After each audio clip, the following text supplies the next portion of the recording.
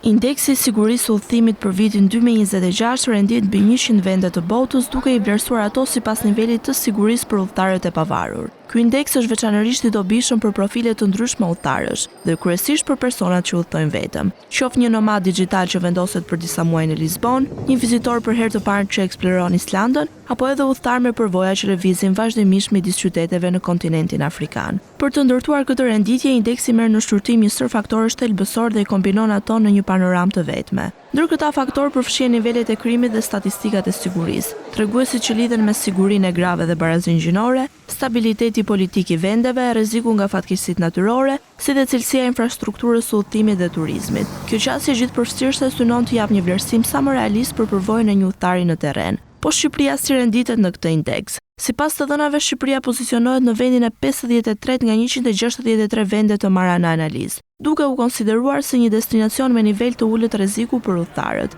Edhe në kontekstin rajonal, vendi ynë paraqitet pozitivisht, si një ndër destinacionet më të sigurta.